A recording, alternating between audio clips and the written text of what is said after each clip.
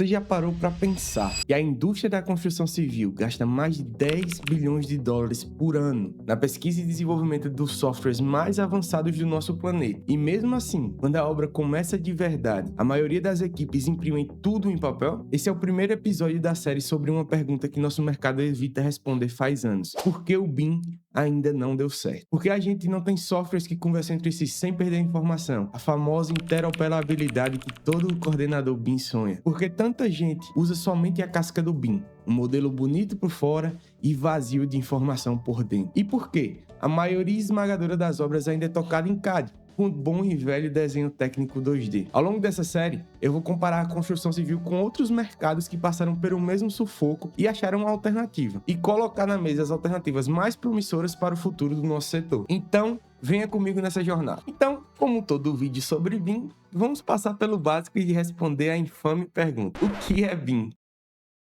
BIM quer dizer Building Information Modeling, ou modelagem da informação da construção, que a gente que é brasileiro mesmo. Um ambiente 3D onde a arquitetura, estrutura, instalações elétricas, hidráulicas, enfim, deveriam projetar o mesmo prédio juntas em tempo real, durante todo o ciclo de vida de uma obra, compartilhando informações e resolvendo os problemas ainda durante a etapa de projeto. Isso foi vendido durante anos como o fim do atraso e o orçamento estourado nas obras. E o mercado comprou a ideia. A projeção desse setor é saltar para 27 bilhões de dólares até 2034. Só que gastar em software não é a mesma coisa que usar o software direito. E é exatamente aí que mora o problema que essa série vai tentar destrinchar. Capítulo 1: a ilusão do mercado bilionário. Esse crescimento bilionário esconde um número que a indústria não gosta de falar em voz alta. No Brasil, a adoção declarada do BIM saltou de 9,22% em 2018 para mais de 20% em 2024. Parece rápido, não é mesmo? Mas quando olhamos para a fase de execução, no canteiro de obra mesmo, esse número despenca para uns 14% em toda a América Latina. Mais de 81% das empresas usavam a metodologia BIM somente durante a etapa de projeto, ali no PC do projetista no escritório. Na hora de levantar o prédio, a metodologia BIM simplesmente está respirando por aparelhos e todo mundo volta para as pranchas 2D e para o projeto em CAD. Existe uma escala clássica para medir essa maturidade. São 3 níveis, do 0 ao 3. O nível 0 é o CAD antigo, sem informação embutida, sem colaboração nenhuma. O nível 3 é o que nos prometem todos os dias. Todo mundo no mesmo modelo, usando os mesmos padrões de dados, na nuvem, ao mesmo tempo. E onde a maior parte da indústria está travada. Isso mesmo, lá no nível 1. É tipo pagar a assinatura mais cara da academia da sua cidade, com toda a tecnologia, os equipamentos tudo de última geração, e ir lá todo dia só usar a esteira. E esse nível tem até um apelido em inglês, o Lone Bee, ou seja, o BIM solitário. Cada escritório desenha o próprio modelo 3D, ganha velocidade puramente interna, mas não compartilha esse modelo vivo com as outras equipes durante a fase de tomada de decisão. Eu chamo esse tipo de empresa carinhosamente como empresas com BIM de fachada. Eles vendem BIM, mostram um modelo lindo para os clientes, em 3D, no portfólio, no site. Na propaganda deles é tudo lindo e eles falam que vive o BIM, mas por dentro, na hora de mandar o projeto para outra disciplina, eles pegam aquele modelo e achatam tudo para mandar num PDF ou em um arquivo CAD. Terceirizam um arquivo morto em vez de compartilhar a inteligência do modelo. E às vezes esse modelo deles nem é grande coisa, tá tudo desordenado e não seguem padrões claros e diretrizes de projeto. Capítulo 2: a tragédia do IFC. E se o problema não fosse somente cultural como a gente imagina, mas estivesse escrito no próprio jeito que o arquivo é salvo? Para resolver a comunicação entre softwares diferentes, o setor criou lá nos anos 90 um formato aberto chamado IFC. A promessa era um arquivo universal e qualquer programa BIM conseguiria ler com cada objeto do prédio catalogado ali dentro. Era uma ideia ótima no primeiro momento, só que a execução não foi tão bem feito. E ao contrário do que muita gente pensa, o problema principal não é somente a geometria pesada, é a escolha técnica que ao primeiro olhar parece irrelevante, mas que muda tudo na prática. O IFC guarda o prédio inteiro em texto puro, seguindo um padrão de arquivo ainda mais antigo, lá dos anos 80, chamado STEP. Não é um formato binário otimizado para máquina, é texto, linha por linha, um objeto de cada vez. E o resultado é um arquivo gigantesco, com 1 ou 2 gigabytes de tamanho. E para achar um único dado lá dentro, uma única parede, por exemplo, o software tem que ler o arquivo inteiro do começo ao fim, porque não dá para ele simplesmente pular direto para o trecho que interessa. É lento, é pesado, é o oposto das tecnologias de hoje em dia e os requisitos que a gente precisa para criar software. A tecnologia de nuvem, a tecnologia de edição em tempo real e colaboração e a inteligência artificial precisam funcionar bem. E para funcionar bem, eles precisam de dado otimizado, ou seja, dado que é otimizado para máquina e não para seres humanos. Então, a gente precisa de uma tecnologia que construa em cima de arquivos binários, que é justamente o que as máquinas de hoje conseguem ler melhor. E tem um segundo problema, que é a reclamação número 1 de quem usa no dia a dia. Cada software fala um dialeto diferente dentro do mesmo IFC. Você exporta o modelo de um programa, abre no outro, a desgraça do atributo some, a geometria deforma, criam objetos aleatórios de espaçamento, ou então objetos inteiros desaparecem. O arquivo que era para ser universal acaba sempre chegando quebrado do outro lado. Não tem jeito de consertar. Isso não é só birra de quem não gosta da tecnologia, não. É tão grave que agora em 2026, a própria organização, a Building Smart, que criou o IFC,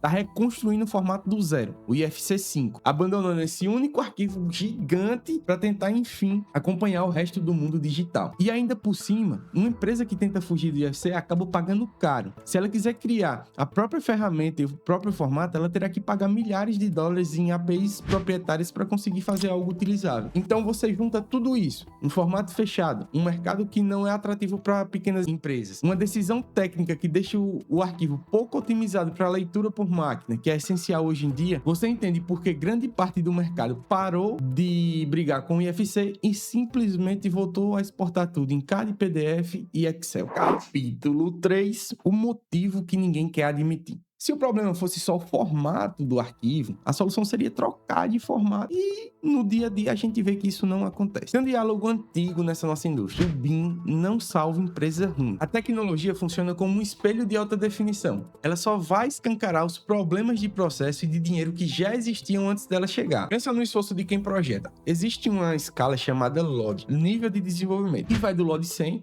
um volume de massa sem detalhe nenhum, até um LOD 400, um modelo com precisão de fabricação, incluindo a dobradiça, o parafuso, tudo que você tem que fazer ali naquela peça para ser construída na obra. Fazer esse detalhamento inteiro dá um trabalho braçal enorme, e quem paga por essa centena de horas a mais é o arquiteto ou o engenheiro que projeta. Só que quem colhe o benefício no fim do dia, menos erro, menos retrabalho na obra, é o construtor e o dono do prédio. O projetista se mata de trabalhar e recebe a mesma taxa fixa sempre. Não tem incentivo nenhum para fazer esse trabalho a mais. Até porque se você considera esse trabalho na sua proposta, o construtor ele vai fechar com um cara mais barato e vai acabar não fechando com você. Então, isso não é valorizado por quem tira proveito desse benefício. Então fica aí esse problema que ninguém resolve. O cara que tem o dinheiro e o poder de decisão, ele não toma partido, ele não entende o trabalho a mais e vai sempre fechar uma alternativa mais barata que não vai resolver o problema dele no fim do dia. Isso gera um problema físico direto, que é as sobreposições de escopo. O arquiteto chega lá e desenha um furo exato numa laje para passar um duto de ventilação. Só que como os escritórios trabalham isolados, o engenheiro de instalações desenha o mesmo furo, um pouquinho fora do eixo. Ninguém descobre isso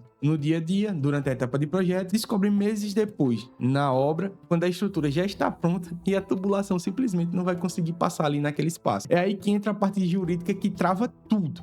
Então, quem é o responsável por esse problema? Existe uma regra internacional chamada doutrina de Sperry. Se o construtor executou exatamente o projeto conforme foi mandado, se o construtor executou exatamente o que o projeto mandou, ele tem imunidade legal. A culpa do defeito é do projetista que desenhou. Mas se o construtor participa ativamente da modelagem colaborativa, ele perde essa imunidade. Ou seja, se ele participa do processo, ele simplesmente é responsável também. De repente, o construtor pode ser processado por um defeito de projeto que nem foi ele que criou. Então a lógica vira. É mais seguro você ficar de fora da tomada de decisão e não auxiliar a construir um produto melhor, ou seja, ficar nos projetos 2D e só receber tudo pronto, do que opinar na modelagem e colaborar e acabar virando réu de um processo. Capítulo 4. Tecnologia ou lei? Quem trava primeiro?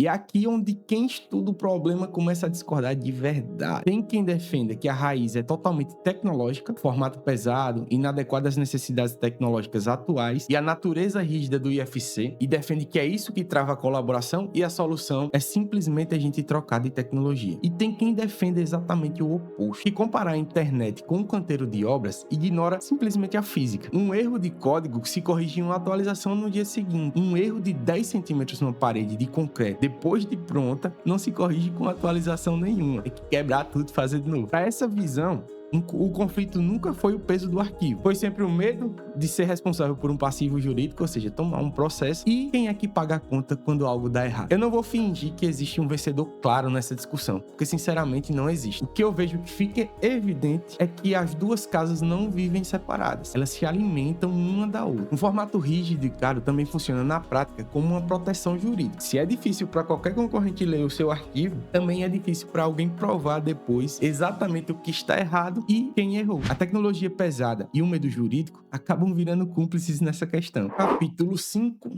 A lição que a internet já nos deu.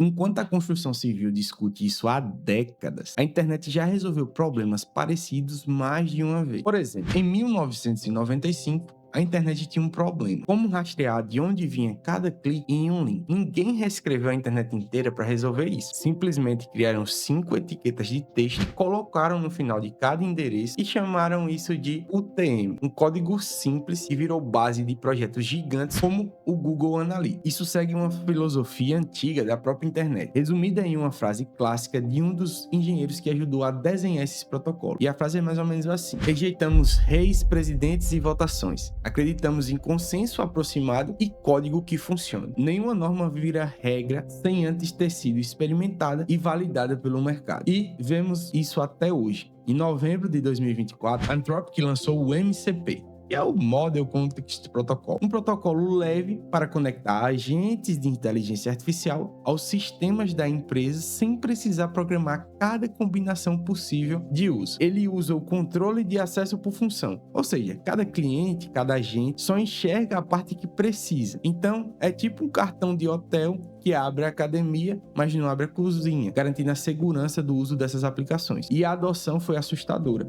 Em pouco mais de um ano, o protocolo bateu mais de 27 milhões de downloads por mês e hoje, em 2026, a maioria das equipes de inteligência artificial das grandes empresas já usam o MCP em produção. Provavelmente você está usando isso e nem sabe. E, no fim de tudo, ele foi doado para uma fundação independente sem dono, exatamente como os protocolos que sustentam a internet inteira. Para nossa realidade, quem trouxe uma possível solução não foi a construção civil e nem os nossos comitês rígidos. Foi nada mais nada menos que a Pixar, com o formato USD, ou Universal Scene Description.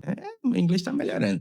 Esse formato nasceu na indústria de cinema e na indústria dos games, e foi adotado por empresas como Autodesk, Nvidia e a própria Apple. Em vez de um arquivo de texto único e gigante como o IFC, o USD é leve, modular e feito para rodar em tempo real. Dá para exibir um prédio gigante inteiro na sua tela sem travar o seu PC. E não é coincidência nenhuma que o IFC 5 é a tentativa de reconstruir o BIM por dentro. Ele está se inspirando em muitas das soluções apresentadas para a gente pelo USD. Então, podemos enxergar um padrão aqui se repetindo. Código leve, testado, validado pelo mercado antes de virar uma regra. Sem monopólio e sem votações do comitê, a solução simplesmente apareceu. É basicamente o oposto do caminho que o BIM vem escolhendo desde a sua fundação. E é aqui que eu chego na pergunta que ficou martelando em minha cabeça depois de pesquisar e experimentar tudo isso que a gente conversou nesse vídeo. A gente passou décadas tentando consertar o BIM, trocando de software, comprando licença mais cara, criando comitês atrás de comitês para evoluir o formato IFC. E o resultado, como os números estão nos mostrando, continua sendo um setor totalmente travado no nível 1 de implementação, ou seja, cheio de empresas com BIM de fachada. Modelo bonito por fora, vazio por dentro. E aí eu paro e fico refletindo. Será que o formato nasceu com as premissas erradas desde o início? Será que o problema nunca foi só aquele arquivo gigante do STEP, nem os riscos jurídicos, mas a própria ideia de tentar prever e catalogar um prédio inteiro antes de deixar simplesmente as pessoas começarem a trabalhar juntas? E se for isso, a pergunta que fica não é qual módulo trocar ou qual formato adotar. A pergunta é se chegou a hora de repensar desde a raiz o protocolo de comunicação de toda a AEC. Arquitetura, engenharia, construção e operação. Todos temos que avaliar o que deu certo, o que deu errado e construir algo juntos e acessível e que seja adotado em larga escala. Assim como as pranchas em CAD e o nosso bom e velho PDF é adotado por todas as obras do Brasil e do mundo. Pra ser sincero com vocês, eu não tenho essa resposta fechada e eu acho que ninguém ainda tem. Mas acho que vale a pena parar de perguntar como consertar o BIM e começar a se perguntar se o BIM é a resposta correta para os nossos problemas de comunicação. Não deixa de comentar aqui embaixo o que mais trava o seu processo com o BIM e no próximo episódio dessa série a gente vai a fundo nas alternativas que podem substituir essa metodologia e também como o IFC evoluiu ao longo do tempo e quais problemas ele resolveu e quais ainda ele ignora completamente. Então clica aqui e alguma parte da tela, não sei exatamente onde é para apontar, vocês vão achar. Se inscreve no canal para não perder os próximos vídeos na nossa playlist Ascent BIM.